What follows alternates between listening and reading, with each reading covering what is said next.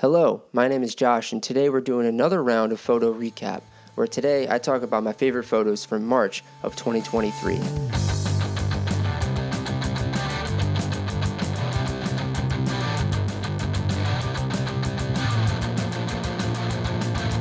Up first, we have a photo of a sleeping goose.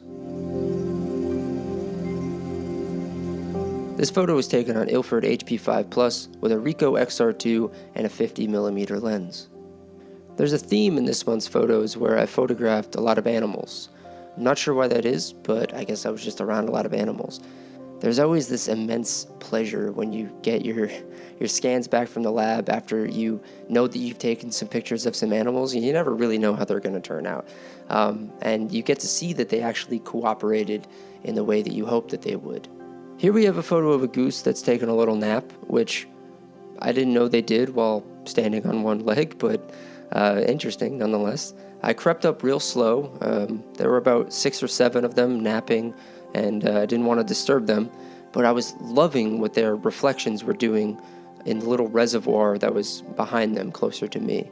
We have this diagonal rock structure here that draws your eye to the sleeping goose, and on a more subtextual level, we have a creature that's teetering in the middle of some choppier waters and the stillness of this reservoir, which is almost a metaphor for sleeping in general. It's a real state of purgatory where you're not quite living and you're not quite dead. Of course, something like that isn't going through my head while I'm composing the shot or even as I'm firing the shutter, but it's one of those readings that you make after you see the final product. And speaking of that diagonal line that leads you to the goose, it reminds me of a scale, and the goose is on one end of it, causing it to tip down to the bottom right edge of the frame.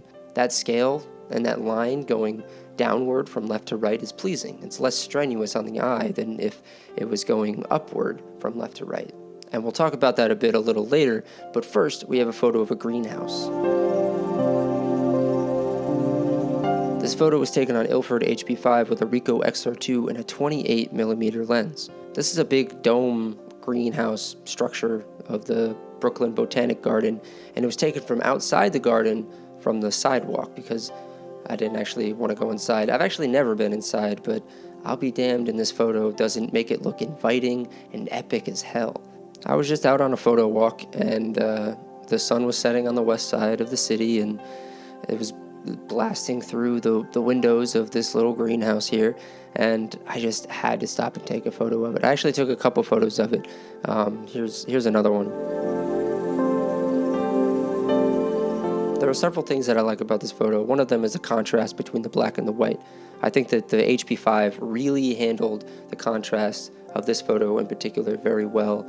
I also don't see any grain in any of the dark spots, just a really smooth, sharp, and crisp image. The other thing that I like about it is the frame within a frame that's caused by this tree branch that's going overhead. You have the whole dome in the center, and then you have that tree that's on the right side, and the branch is going right over it, and it connects to the trees that are on the left side of the image, and it just really nicely frames the whole thing. It's almost an abstract looking photo, but you get just enough information to understand what it is you're looking at.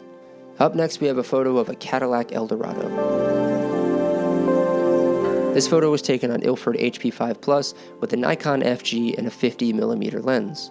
I saw this car with the cover on it, but the car was peeking out of the back like this, and it was just begging to be photographed. The thing that strikes me most with this one is the multiple layers that are in it. I like to call photos like this layer cake photography because of, well, the layers, and just because these photos are just so sweet. We have the layer that's beneath the car, the darkness where that drain is, and presumably Pennywise beckons children. And then we have the car itself, with all these lines, diagonal lines going upward, like I mentioned before. And then we have the Eldorado signage on it that ties it together, because without that, I think that spot would just feel a little too empty. And then the third layer is the rain cover that's all bunched up and wrinkly, and you've got that knot in there. There's just a lot of texture on the top half of the image. I like a photo with gradations in black and white. We have this textured gray on top that moves into white and then into total darkness below. The image takes you on a whole journey as you read it from top to bottom, outside of just being pleasant to look at. Up next, we have a photo of a puppy. This photo was taken on Ilford HP5 Plus with a Ricoh XR2 and a 50mm lens. This little guy is Tito. He's a puppy that belongs to my girlfriend's sister. We went upstate to visit this little guy, as well as, Harley's family too. And what a bundle of joy he is. He's a bundle of joy and a bundle of energy, so much so that I was ripping my hair out, well, my metaphorical hair, trying to get him to sit still so that I can just get a good photo of him. And finally, he found a scrumptious little stick to gnaw on for a little bit, and this provided a great opportunity. My only grievance with this photo is that it's slightly out of focus, but I can honestly forgive that when he's giving such a curious look right into the lens of the camera. And I think it's that curiosity that's inherent in all intelligent creatures that strikes me most. His look right into the lens captures that childlike wonder and curiosity that we typically only associate with human children. This photo makes me feel as though a barrier is broken a little bit, where I see him less as a dog and more as a child. One reason we love the use of eyes in portraiture so much is because it conveys that the photographer was able to forge some sort of relationship with the subject. This flow of relationship is something that transcends the bounds of the frame.